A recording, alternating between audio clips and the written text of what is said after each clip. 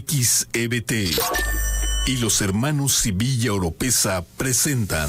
Cierra tu día con nuestro resumen de noticias locales, nacionales e internacionales, deportes y entretenimiento. Quédate en sintonía en 104.1 de FM. Ya comienza Reporte de la Noche. En firme la reforma judicial, la Suprema Corte de Justicia de la Nación no logra la mayoría de votos para invalidarla. Un muerto y un herido deja ataque a balazos en el fraccionamiento Estrellas de Buenavista. Tabasco está en pláticas para fábricas de etanol, carros eléctricos y varillas de acero reciclado, revela Katia Ornelas. Comienza el cierre de casillas en Estados Unidos, se reportan amenazas de bomba y hombre detenido en el Capitolio. Y en deportes, sorpresa, el Real Madrid y el Manchester City pierden en la jornada 4 de la Champions League.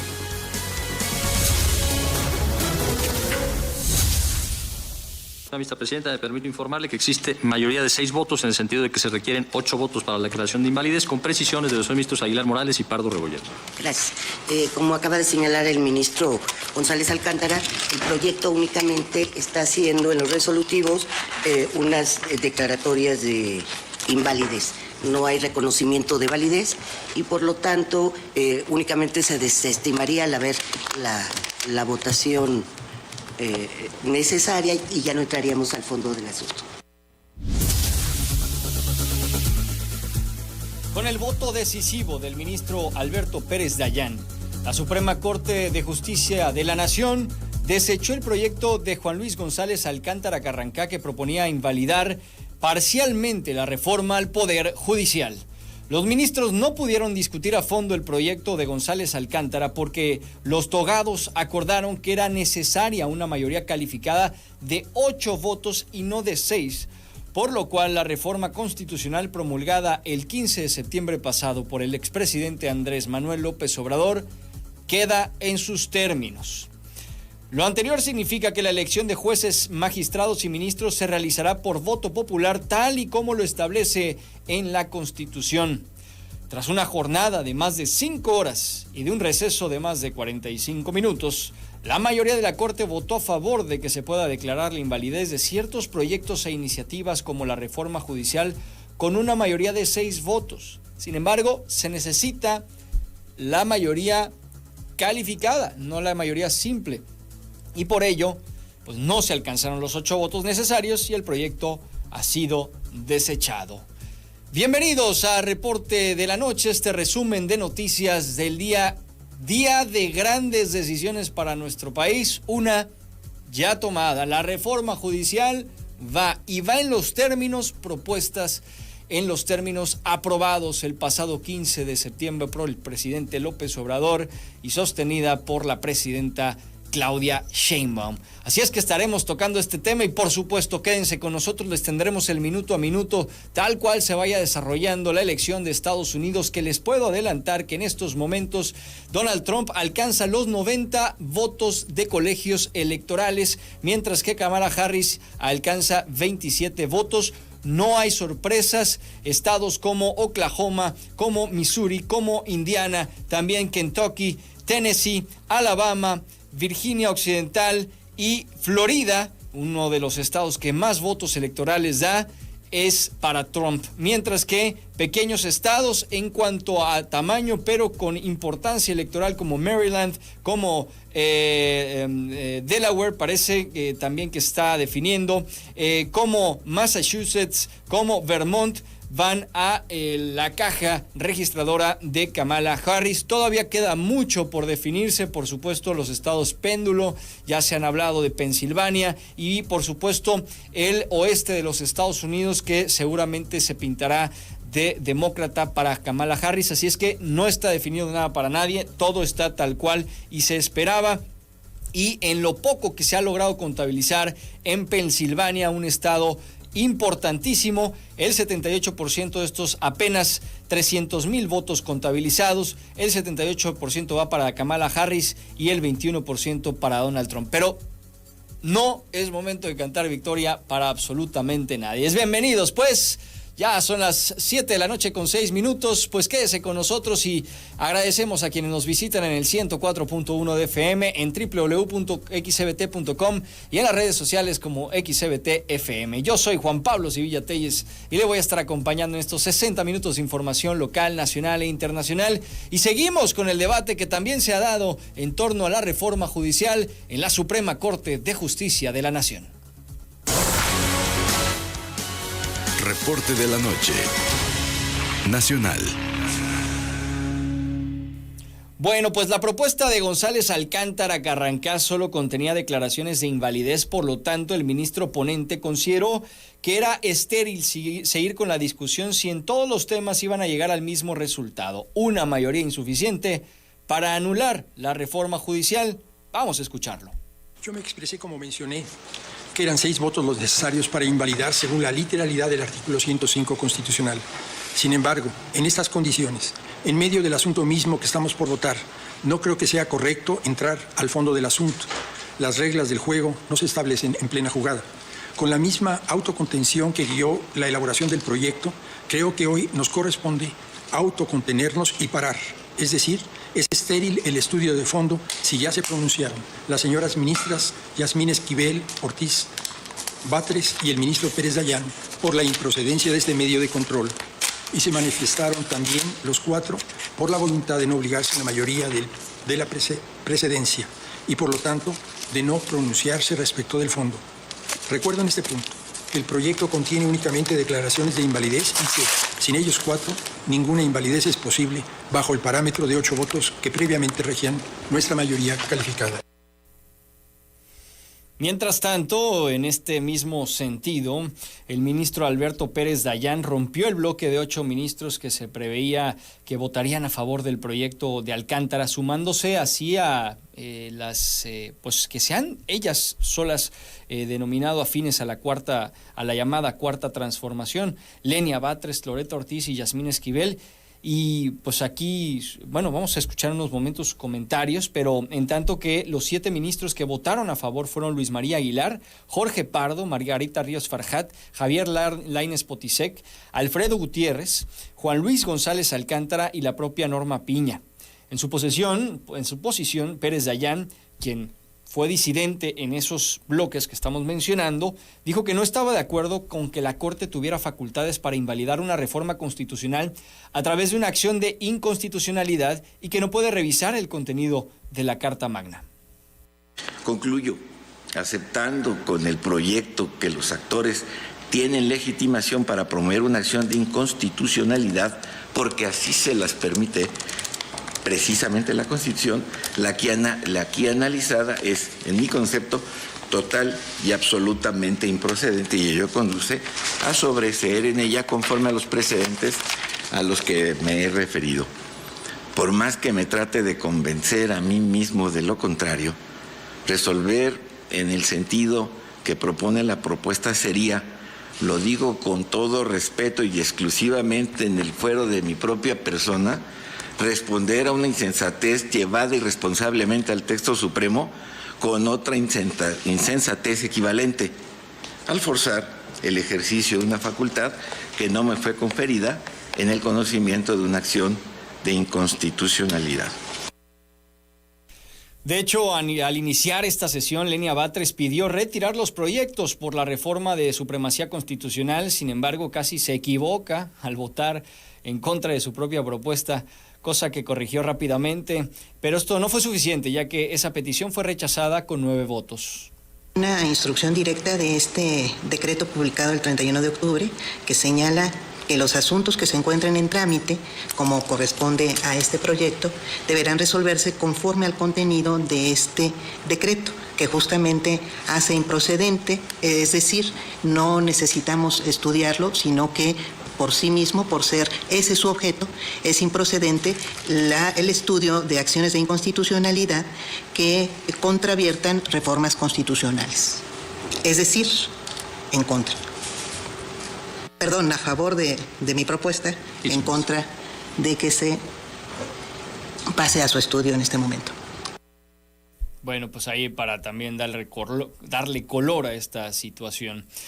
Esto en cuanto a la propuesta de Lenia Batres, que bueno, incluso gente dentro de uno de los ministros de la llamada, simpatía con la 4D, pues votó en contra del proyecto de Lenia Batres. En otro momento, otro de los momentos importantes que se han vivido, fue la apertura de la sesión de Norma Piña, que remarcó que las y los ministros son conscientes del peso histórico que conllevaría la decisión a la que llegarían ese día, la cual dijo será retomada por los libros de la historia.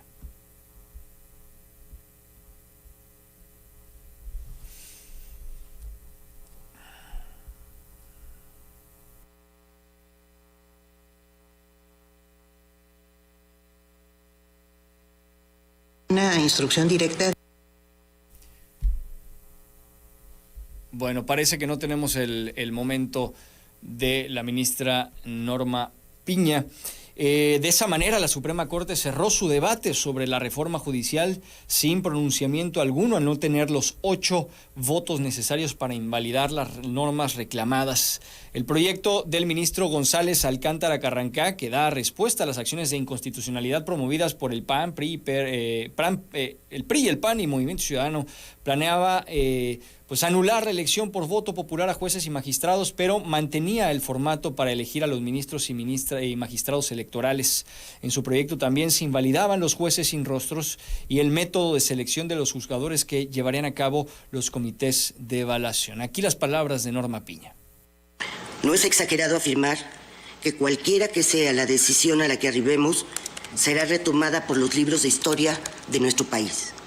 Es cierto que no son pocas las ocasiones en las que a la Suprema Corte le toca estudiar y resolver asuntos de superlativa dificultad y relevancia social.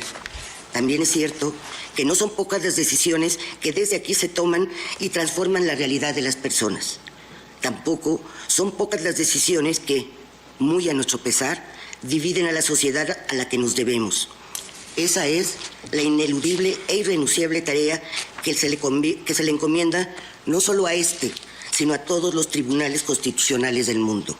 Precisamente por ello, con una mirada sincera, con la mano en el corazón, me permito afirmarle a la nación que cada una de las posiciones que mis compañeras ministras y mis compañeros ministros adopten estará presente el juramento que cada uno pronunció cuando inició su mandato: guardar y hacer guardar la Constitución de la República. Pues ahí está, parte del debate que se dio. Lo cierto es que, para fines prácticos, lo que usted y yo debemos saber es que la reforma judicial, en los términos que la conocemos, va. Habrá elección de jueces, también habrá estas polémicas que poco se han discutido, pero que sí generan escozor, sobre todo en cuanto a los juzgadores, que tiene que ver con que no se invalide los jueces sin rostro, aquellos jueces que les toque analizar temas que tengan que ver con crimen organizado, donde se ponga en riesgo sus vidas, pero también eso para muchos vulnera los derechos de los presuntos delincuentes, y el método de selección que ya hablábamos de los juzgadores, el comité de evaluación en los términos propuestos por el presidente López Obrador, Morena y aliados, y respaldados por Claudia Sheinbaum. En este mismo contexto y previo a la discusión, un numeroso grupo de integrantes del Poder Judicial Federal adheridos a la Asociación Nacional de Magistrados de Circuito y Jueces de Distrito se manifestaron frente a la Corte en apoyo a los ministros y para reiterar su rechazo a la reforma judicial. Desde tempranas horas, jueces y trabajadores de base se dieron cita en el cruce de las calles Venustiano Carranza y Pino Suárez, con banderas de México y carteles con diversas consignas contra la reforma constitucional impulsada por la Federación. Los poco más de 250 integrantes de la JUFED colocaron templetes, equipos de audio y pantallas gigantes para transmitir la discusión de los ministros y como parte del mitin que denominaron Defensa de la República y de la Justicia. A este respecto, hay quienes celebran y hay quienes lamentan. Quienes celebran, Morena. Luego de este fallo, celebró la decisión de los ministros con el que se mantiene en pie el decreto, y a través de su cuenta de ex, el partido Guinda sostuvo que tras la resolución de la Corte se puso fin al intento de unos cuantos ministros por invalidar la reforma. Y dicen, les guste o no, el próximo año el pueblo de México ejercerá su derecho a elegir a sus jueces, magistrados y ministros, poniendo fin al régimen de nepotismo, corrupción y privilegios que prevaleció durante años en el Poder Judicial. Por su parte, y vamos a escuchar a Gerardo Fernández Noroña, el presidente de la mesa directiva del Senado, aseguró que hoy la Suprema Corte se derrotó a sí misma.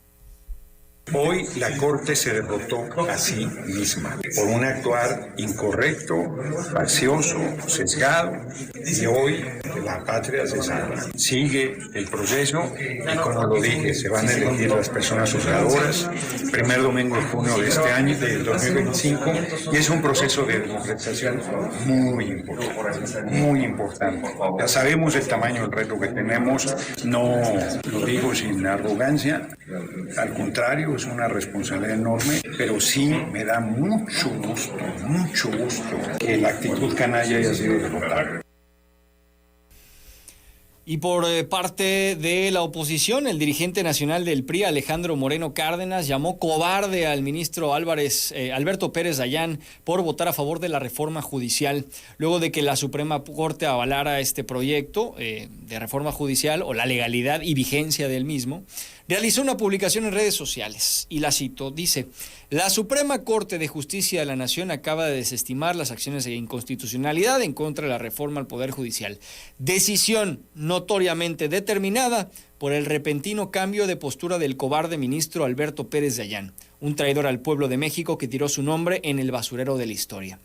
Asimismo, expresó su reconocimiento a los demás ministros que votaron para revisarla porque, dijo, defienden con responsabilidad de argumentos la división de poderes y la independencia del Poder Judicial. Dijo que ser opositor es un acto de resistencia, de carácter, de valentía y de determinación que van a seguir ejerciendo desde el PRI, que estarán dispuestos a asumir los riesgos que sean necesarios con tal de defender la patria. Son las 7:18.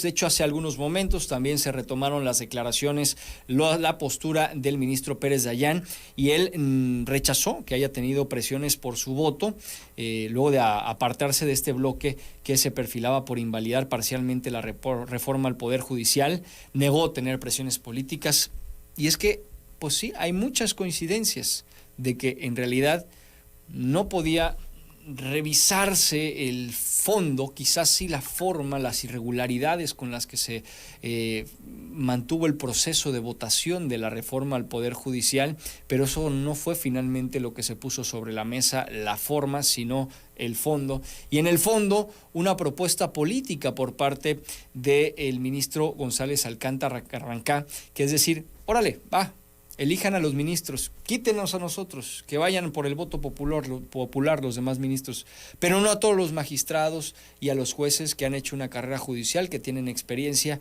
y que, bueno, pues ya sabemos, más del 95% de ellos han dicho no vamos a participar en una reforma, en proceso electoral, que hay quien incluso coincide que pues tanto se les ha criticado de corruptos, muchas veces sin pruebas, ¿no? Por decir a todos corruptos, cuando puede haber corrupción, pero todos son corruptos verdaderamente. Bueno, pues entonces en esos términos no participamos y ahora entrará una nueva planilla, casi al 100% de jueces y magistrados que quizás nunca han ocupado un cargo igual, y a ver cómo nos va. No cómo les va, a ver cómo nos va.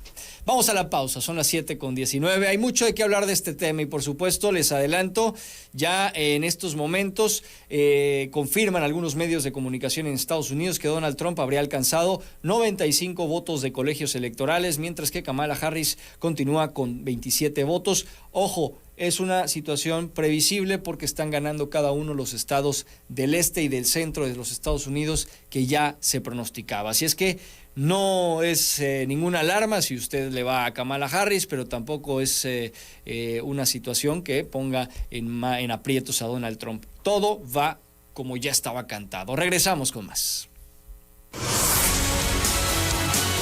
Reporte de la noche.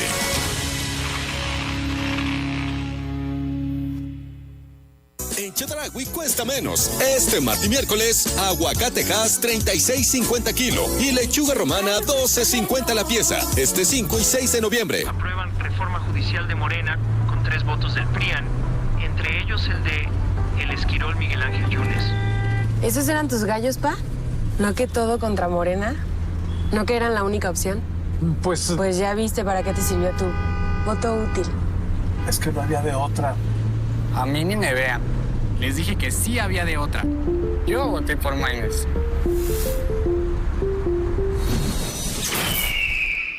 Movimiento Ciudadano. Por un acuerdo ilegal para subir los precios, la tortilla subió casi 50% en el municipio de Huixtla, Chiapas.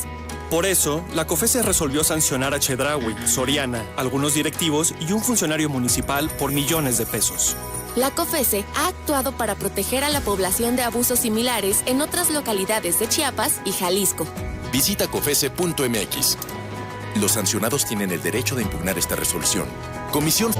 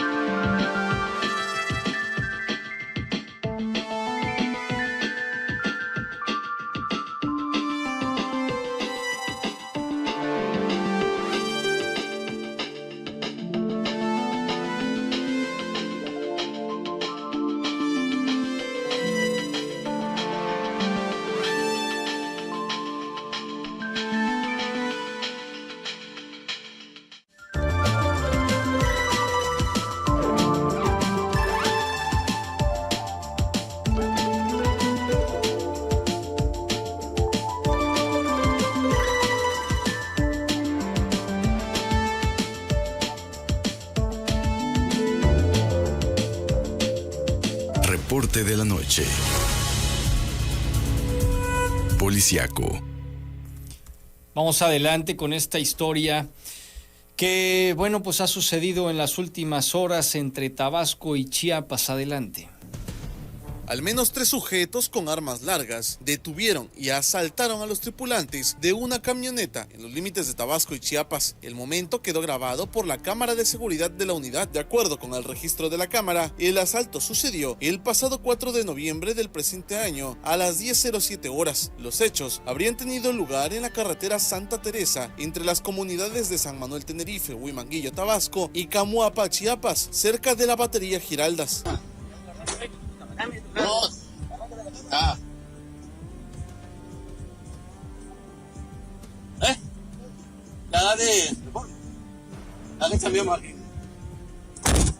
Posteriormente, los delincuentes, armados y con rostros cubiertos, abordaron la unidad en la que se trasladaban para irse, pero metros más adelante se les cierran a otro vehículo para presuntamente también asaltarlo.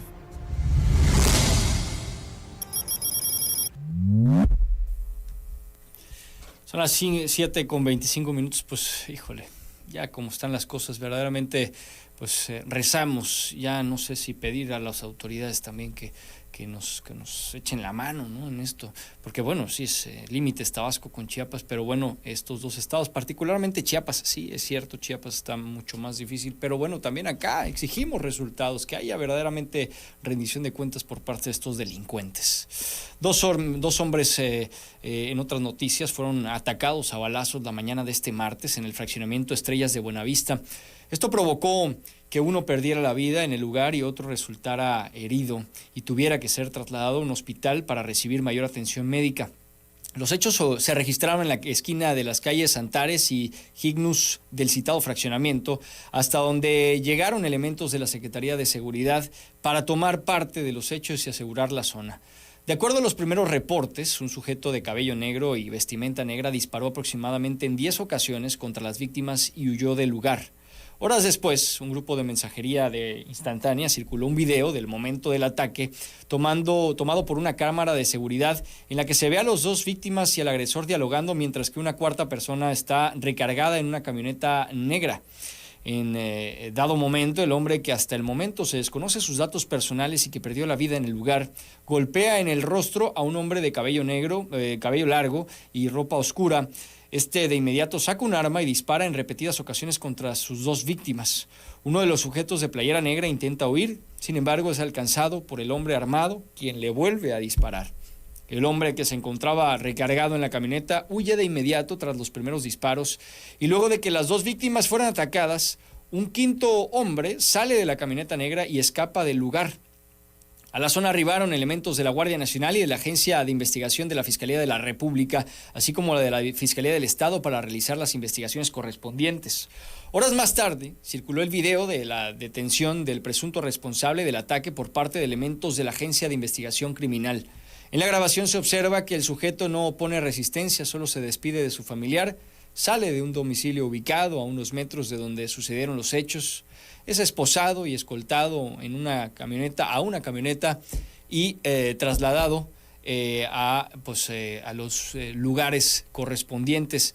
Y es que, de acuerdo con información trascendida, la víctima mortal sería un elemento activo de la Fiscalía General de la República y el presunto responsable habría sido dejado en libertad momentos después de su detención, tras argumentar la legítima defensa en el caso. Sin embargo, hasta el momento las autoridades no se han pronunciado al respecto. Pues usted vea los videos. Legítima defensa. Tantos disparos para legítima defensa. Bueno, pues ¿en qué planeta vivimos que ya está en libertad? 7:28. Vamos a más información y es materia igualmente policíaca con Carmen Ramírez. Te saludo, buenas noches. ¿Qué tal, Juan Pablo Auditorio? Muy buenas noches, y te comento que la tarde de este martes fueron hallados los cuerpos sin vida de una mujer y un hombre en un domicilio ubicado entre las calles Francisco y Madero y Reforma de la colonia Guadalupe del municipio de Cárdenas. De acuerdo a los primeros reportes, la pareja habría sido ejecutada durante la noche de este lunes. Al lugar arribaron elementos de la policía municipal, quienes tuvieron que esperar la orden de cateo para poder ingresar a la vivienda y corroborar el hallazgo. Personal de criminalística de la Fiscalía General del Estado arribó a la zona para realizar las diligencias correspondientes. En otra información, una mujer sin vida fue localizada en el callejón rural conocido como Díaz, ubicado sobre la carretera El Portón, Ciudad Pemex de Jalapa. Campesinos reportaron el hallazgo a las autoridades municipales, quienes cerca de la 1 de la tarde constataron que la mujer presentaba un impacto de bala en la cabeza y tenía marcas de golpes. La víctima vestía short de mezclilla color azul y una blusa con mangas de cuadros azules y franjas color rosado, así como zapatos de charol color beige. Personal del Servicio Médico Forense realizó el levantamiento del cuerpo, mientras que la Fiscalía General del Estado inició una carpeta de investigación. Hasta aquí la información, Juan Pablo Auditorio. Muy buenas noches. Gracias, Carmen Ramírez. Muy buenas noches. Y es que sucedió en Culiacán. Este lunes fue asesinado el empresario restaurantero José Peraza Bernal tras un ataque con arma de fuego cerca del restaurante La Chuparrosa Enamorada. La Secretaría de Seguridad de Sinaloa informó que recibieron un reporte de que había una persona sin vida en las cercanías de un establecimiento de comida. Por su parte, la Policía Estatal Preventiva acudió al lugar y encontraron el cuerpo de Peraza Bernal con heridas de arma de fuego. El restaurante se encontraba cerca de donde se encontró el cuerpo del empresario. Sufrió un incendio el pasado 28 de octubre que fue atribuido a una fuga de gas en la cocina. Y 2 días antes de ese incidente, el Congreso de Sinaloa le había otorgado el premio al mérito restaurantero a Jorge Peraza. De acuerdo con medios locales, el empresario era víctima de extorsiones y cobro de derecho de piso por parte del crimen organizado, por lo que se dice que habría sido el motivo de atentado que sufrió su restaurante antes de su asesinato. En todo México ocurre esto. 7:30. Vamos a más información con Arnulfo de la Cruz. Te saludo. Muy buenas noches. ¿Qué tal? Buenas noches, Juan Pablo. Comentarte que un grupo de civiles armados liberó a 3 reos que eran trasladados al Centro de Readaptación Social de Mixcahuala, Hidalgo. Derivado de ello, fuerzas federales y estatales implementaron un fuerte operativo en la región. Según los primeros reportes, los hechos se registraron cuando las personas privadas de la libertad salieron de una audiencia en un vehículo, el cual fue interceptado por una unidad en la que viajaban hombres armados. Los delincuentes rescatados fueron identificados como Luis Fernando N., Juan Pablo N. y Juan Carlos N. No obstante, de acuerdo con el secretario de Gobernación de Hidalgo, Guillermo Olivares, uno de los reos fue recapturado.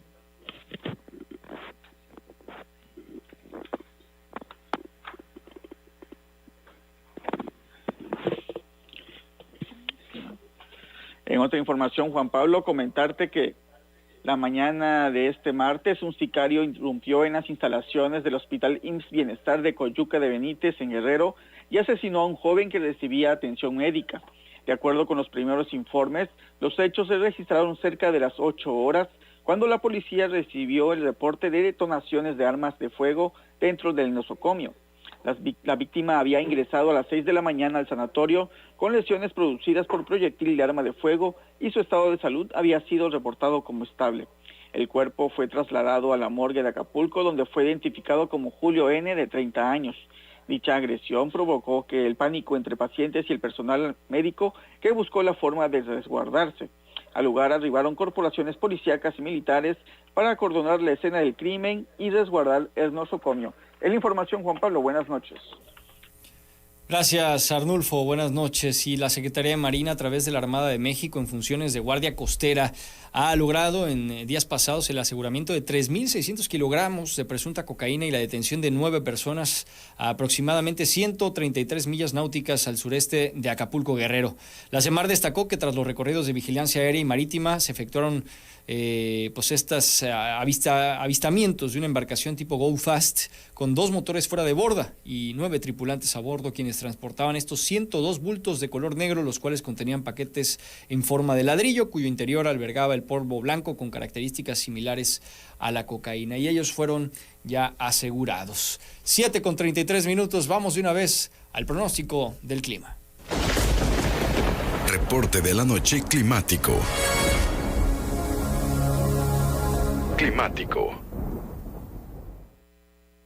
Vanessa Vázquez, buenas noches, Vanessa. Buenas noches, Juan Pablo y auditorio. La Comisión Nacional del Agua previó un ambiente caluroso para este miércoles en Tabasco. El organismo no descartó la posibilidad de intervalos de chubascos en la entidad debido al flujo de aire húmedo proveniente del Océano Pacífico, con temperaturas máximas de 38 grados y mínimas de 19 con cielo medio nublado. Asimismo, espera que en los próximos días se mantenga el pronóstico de ambiente caluroso en Tabasco. Es la información, Juan Pablo. Buenas noches. Gracias, Vanessa Vázquez. Vamos de una vez a información que tiene que ver con nuestro estado. Reporte de la noche en Tabasco.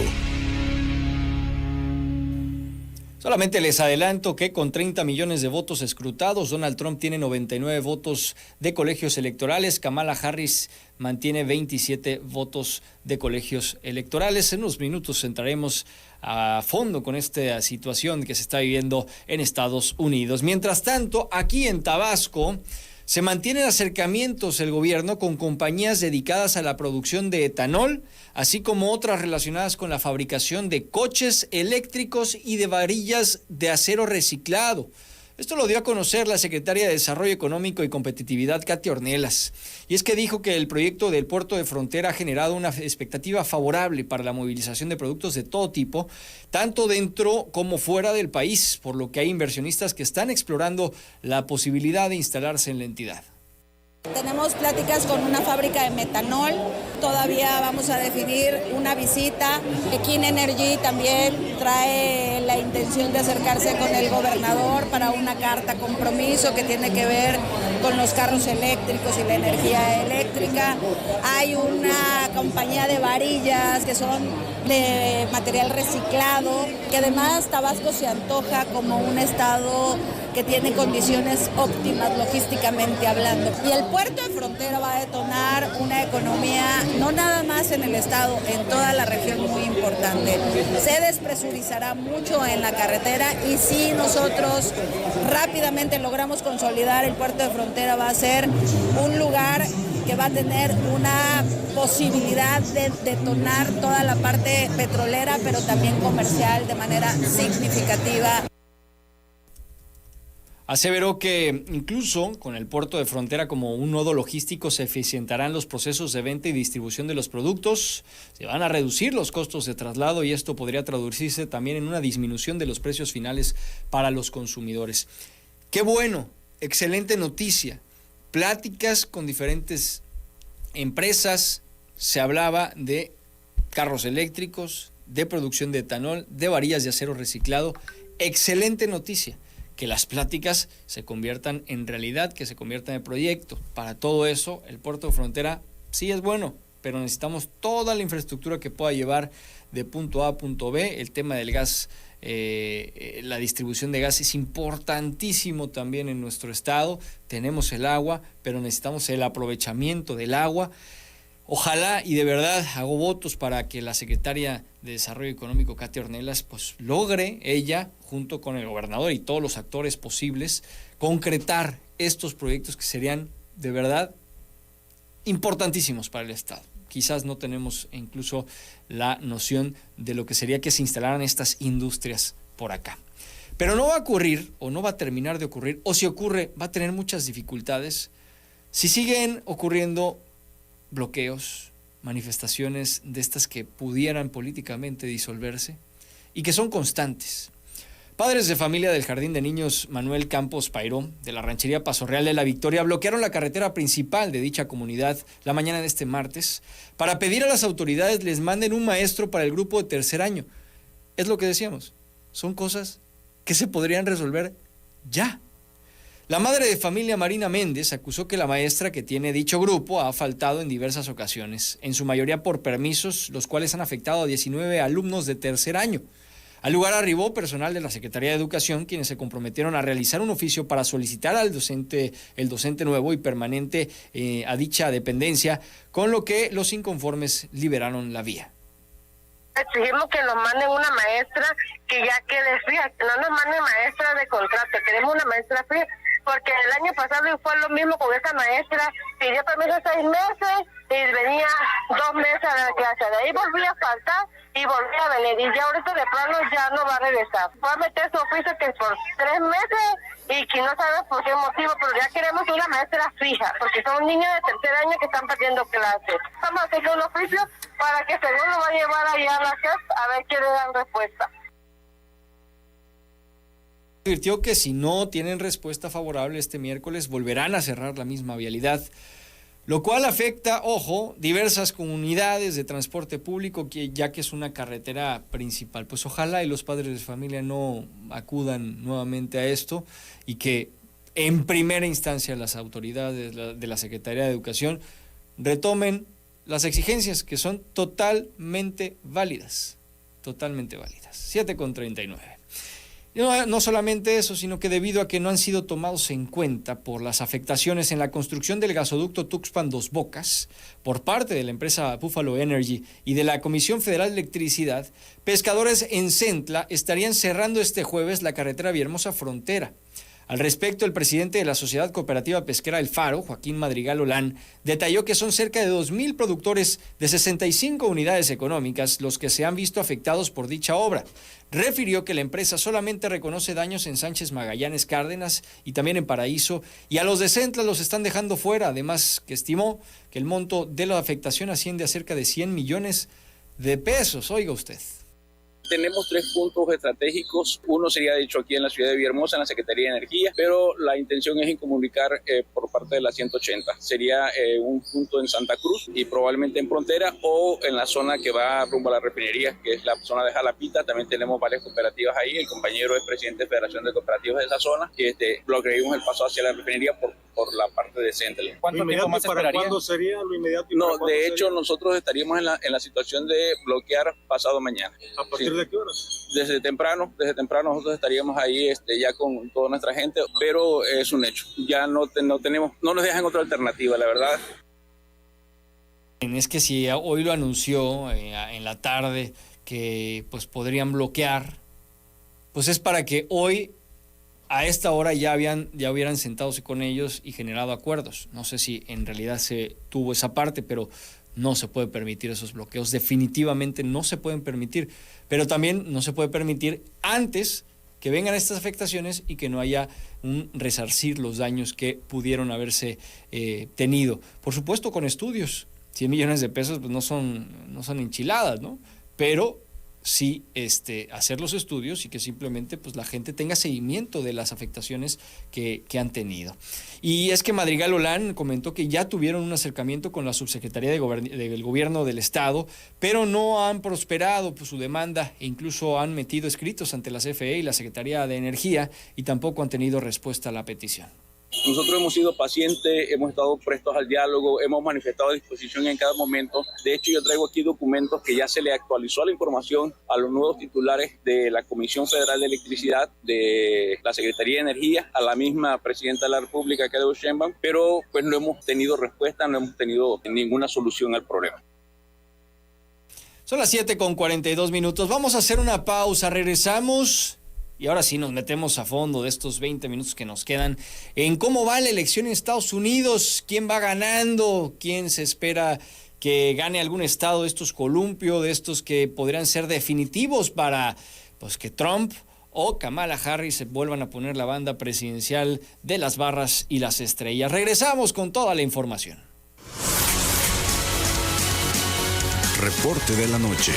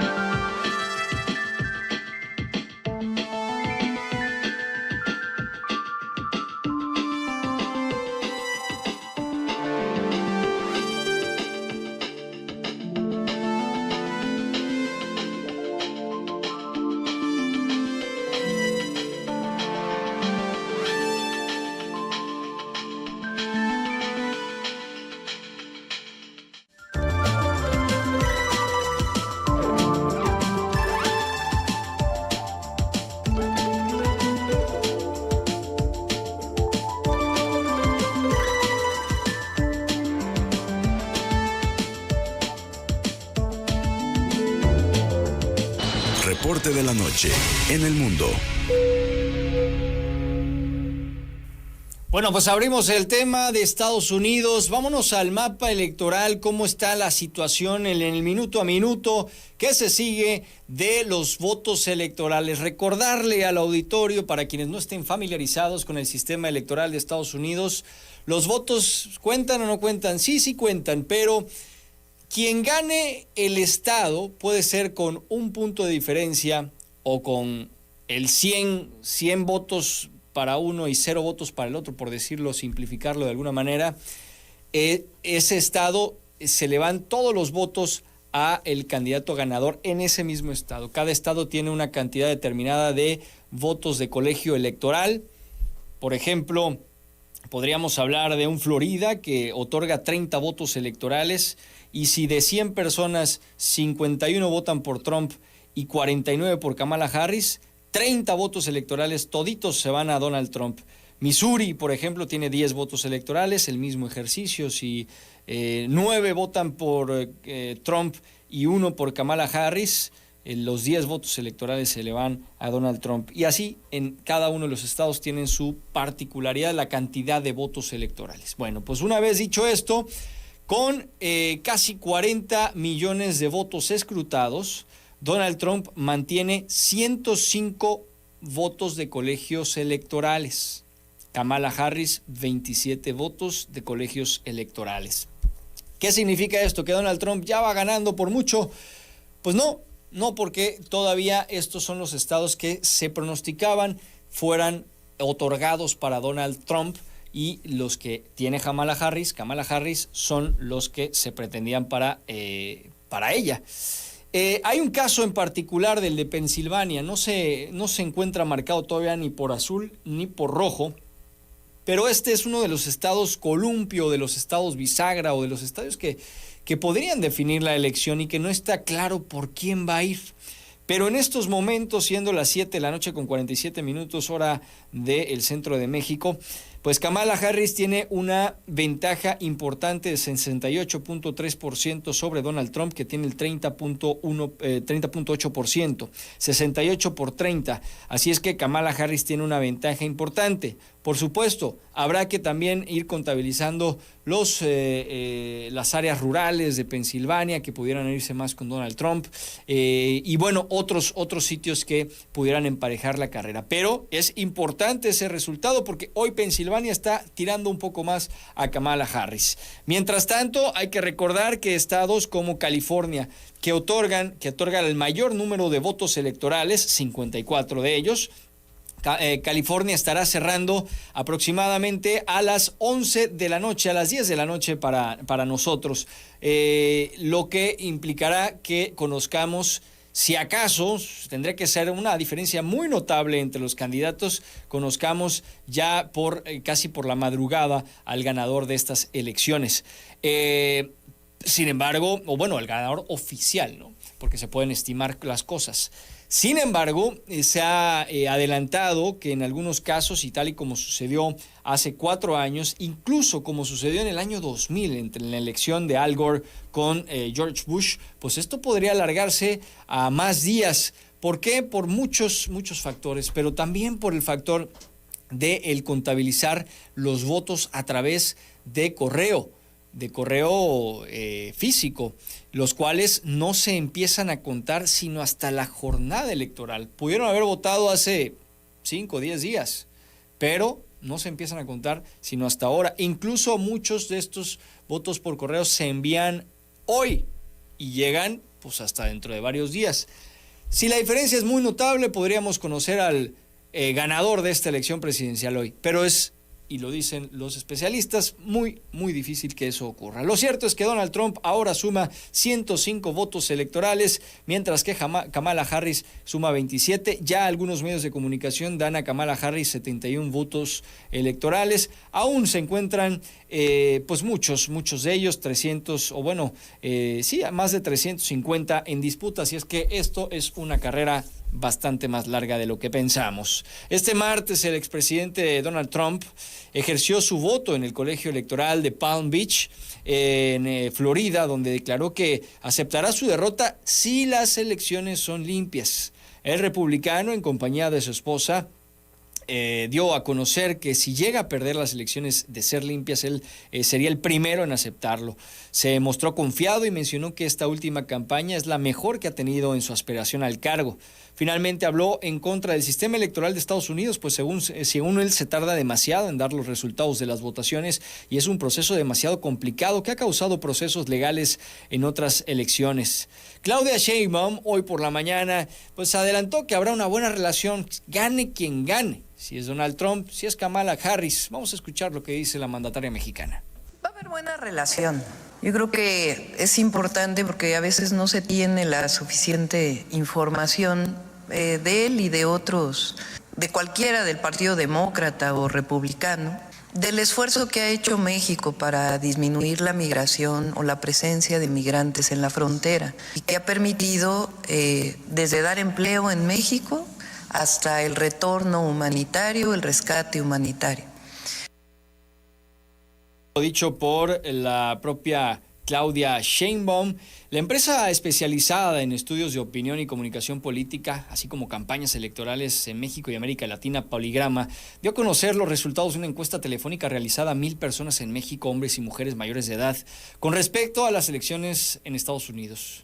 Y dice así: independientemente de su preferencia, ¿quién cree que ganará la elección de presidente de Estados Unidos? Y Kamala Harris fue la ganadora con 45%, mientras que Donald Trump contó con el 42%. En una segunda pregunta se indagó con quién de los candidatos presidenciales cree que podría llevar una mejor relación el gobierno de Claudia Sheinbaum. El 65% dijo que Kamala Harris, el 18% con Donald Trump.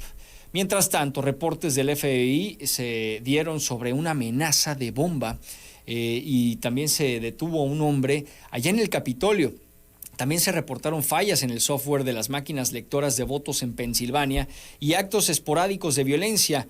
Estos son algunos de los incidentes que se registraron durante este martes, día en que millones de estadounidenses votaron para elegir su próximo presidente.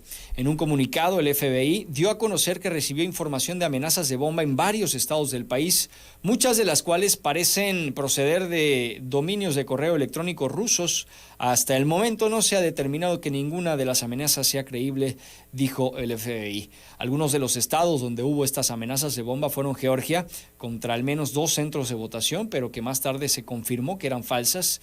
La policía del Capitolio en Estados Unidos detuvo a un hombre que olía a combustible, llevaba una antorcha y una pistola de bengalas. Las autoridades detallaron que la detención se dio en el centro de visitantes del recinto legislativo de Estados Unidos. De acuerdo con medios como NBC News, dicha área fue cerrada para visitas públicas mientras la policía investigaba los hechos. También se dio a conocer que el sujeto es originario de Michigan, cuenta con 28 años, además de que portaba algunos documentos los cuales están siendo revisados, pero cuyo contenido no ha sido revelado. En Nueva York, un hombre fue arrestado en la localidad de Fowler cuando amenazó al personal de un colegio electoral con quemar el edificio tras ser informado de que no podía votar porque no estaba registrado. En tanto que en Pensilvania se reportaron problemas del software de las máquinas de lectura de papeletas que obligaron a un juez a ampliar 2 horas la votación del condado de Cambria hasta las 10 de la noche. Hace algunos momentos Trump hizo unos calificativos sobre Pensilvania de que estarían denunciándose un fraude en esas elecciones, un fraude masivo. Y es que Trump publicó a través de su red social Truth Social: se habla de muchas trampas masivas en Filadelfia, viene la policía.